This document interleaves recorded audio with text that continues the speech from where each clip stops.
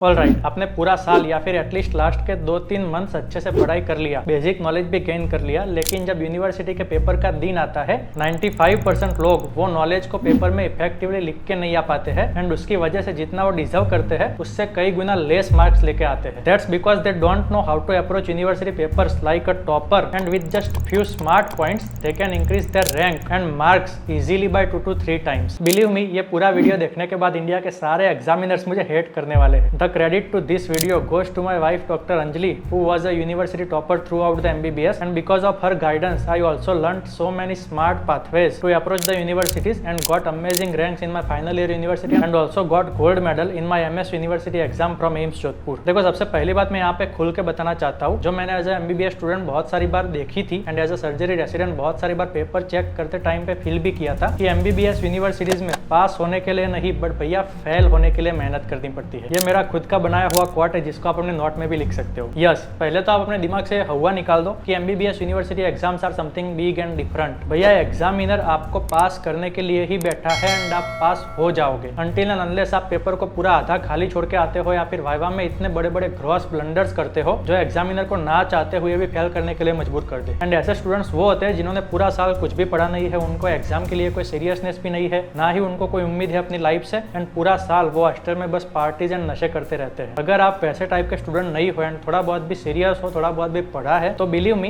99% आप पास हो जाओगे। सो पहले तो यूनिवर्सिटीज को पॉजिटिवली अप्रोच करो। ऐसे डर डर के अप्रोच करोगे तो जो आता होगा वो भी एग्जाम के टाइम पे भूल जाओगे। अब आपको यूनिवर्सिटी का पेपर लिखने से पहले उसको चेक करने वाले एग्जामिनर की साइकोलॉजी पता होनी चाहिए। पेपर को कैसे चेक करते होंगे भैया? लिटरली एग्जामिनर्स के लिए ये पेपर चेक करना एक एक्स्ट्रा बर्डन होता है। They are not at all interested in this work, ना ही उनको इस काम के लिए कुछ एक्स्ट्रा बहुत ज्यादा पैसा मिलता है। तो वो क्यों भैया एक एक पेपर में एक एक घंटा लगा के ऐसे बारीकी से चेक करेंगे? नहीं करता है कोई इतना। Literally they just spend 10 minutes to examine a paper जिसके लिए आपने 3 घंटे लगा के बहुत ही अच्छे से पेपर लिखा हुआ है एंड उसमें भी पहले 2 मिनट में डिसाइड हो जाता है कि आपके टोटल मार्क्स पेपर के किस रेंज में रहेंगे। यस, ये बातें आपको पेपर लिखते टाइम पे पता होनी चाहिए भैया। इस चैनल पे सिर्फ एंड सिर्फ प्रैक्टिकल एंड रियल लाइफ बातें होती है। अगर अभी तक सब्सक्राइब नहीं किया है तो बहुत सारे smart work and life growth के प्रिंसिपल्स मिस कर रहे हो। अब बहुत सारे स्टूडेंट्स मुझे पूछते रहते हैं कि sir through out the year हमने अच्छे से पढ़ा नहीं है एंड जो पढ़ा है वो भी अब बड़ी बड़ी बुक से रिवाइज नहीं कर सकते, तो क्या हम मैरो की या फिर किसी भी और सिर्फ नोट्स पढ़ के यूनिवर्सिटी एग्जाम्स को पास कर सकते हैं?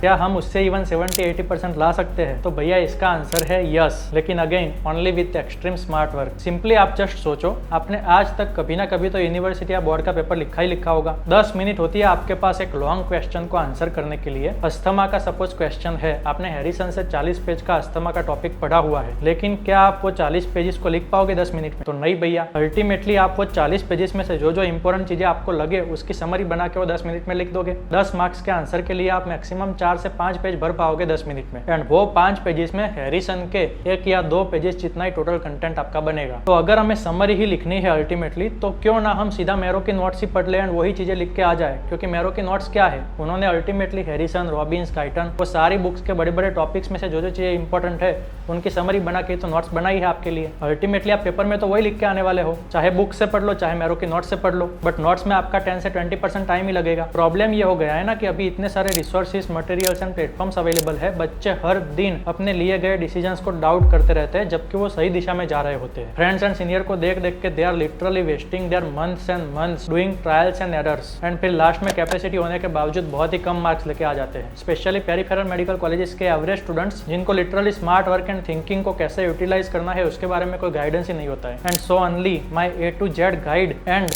hand holding to crack all India rank 1 in NEET PG and NESET from an average student will help you। Traditional भेड़ चाल वाले रास्तों में फंसे बिना out of the box smart thinking करके जस्ट 20% टाइम एंड मेहनत देके कैसे आप 80% लोगों से आगे निकल सकते हो, from step by step improving your grand test every month consistently to smart methods for filtering crisp and concise high yield PYQ notes for faster revision, from average to topper mindset training to approaching the final 3 hours of exams as a toppers mindset. साथ में focus and concentration बढ़ाने की tips हो या MCQ solving tricks हो, हर दिन आती रहती नेगेटिविटी एंड सेल्फ डाउट्स को टैकल करने की बात हो, या फिर training and powers of subconscious mind हो, ये सारी चीजें आप वही बंदे से सीख के रिलेट कर सकते हो जो खुद एमबीबीएस में एवरेज स्टूडेंट था एंड फिर भी स्मार्ट वर्क करके नेशनल टॉपर बना था। It is an all in one smart program जिसमें मैं खुद हर मंथली आपके साथ ग्रुप लाइव सेशंस दूंगा एंड आपका हैंड होल्डिंग करूंगा। आपको जहां पे भी प्रिपरेशन के रिलेटेड कोई क्वेरीज होगी उसको उस टाइम पे सॉल्व करूंगा। It is available in English language and based on my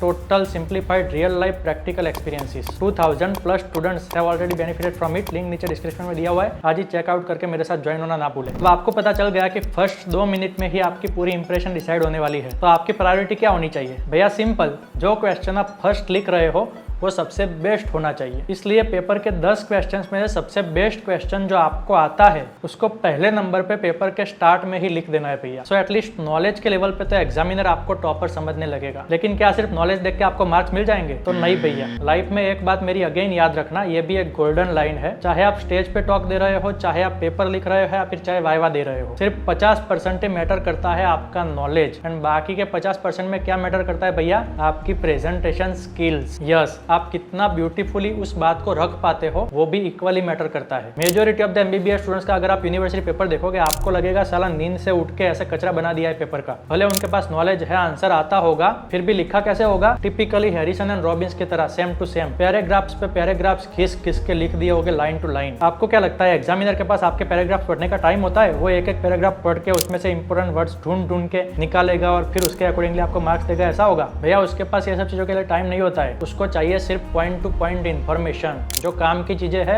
वो उसको दिख गई तो बात बन गई। पहली नजर में उसको पॉइंट्स मिल गए तो आपका भैया डिस्टिंक्शन पक्का। एंड अगर नहीं मिले तो भले आपने कितने भी पेजेस भर के अच्छे आंसर्स लिखे होंगे, आपके 50% ही मार्क्स आएंगे। एंड सो अगेन आपको क्या करना है, तो हर एक आंसर को पॉइंट टू पॉइंट लिख के आना है, ना कि पैराग्राफ्स बना के। आपके answer sheet neat and clean दिखनी चाहिए। एंड यही same point two point information आपको कहाँ मिलेगी? तो अगेन मैरो की नोट्स आप पढ़ रहे हो, उसी में से सेम टू सेम इन्फॉर्मेशन को अगर आप छाप के आ जाओगे ना तो भी आपको आराम से एग्जामिनर 50% मार्क्स दे देगा, कंपेयर टू बड़ी बड़ी बुक्स जो लास्ट में रिवाइज भी नहीं हो सकती है। एंड अगर थोड़ा बहुत पढ़ के भी जाते हो तो भी अल्टीमेटली तो आपको समरी बना के लिखनी पड़ती है। लेकिन सर आपने तो बोला था कि मैरो की नोट्स से आप 70-80% ला सकते हो, अभी तो आपने 50% ही बोला। तो यस, 70-80% लाने के लिए वही सेम इन्फॉर्मेशन को लिखनी है, पॉइंट टू पॉइंट ही लिखनी है, बट थोड़ा बहुत ब्यूटीफाई करके, थोड़ा बहुत अच्छे से उसका फॉर्मेट बना के, थोड़ी बहुत लंबी लंबी बना के उसको लिखनी पड़ती है। लिखना है point two point he, but pages भी तो भरने पड़ेंगे ना भैया। 10 मार्क्स का क्वेश्चन है तो उसमें 4-5 पेजेस तो चाहिए। तो उसके लिए स्पेसिफिक फॉर्मेट्स होते हैं हर एक सब्जेक्ट में। एंड वो अगेन मैं आपको मेरे A to Z guide to crack NEET PG with all India rank 1 वाले प्रोग्राम में दे रहा हूँ। लिंक कहाँ है आपको पता ही है। अब यहाँ पे मैं ये नहीं बोल रहा हूँ कि बड़ी बड़ी बुक्स मत पढ़ो, नहीं, they are the best to gain the knowledge and clear the concept throughout the year. आप पढ़ो,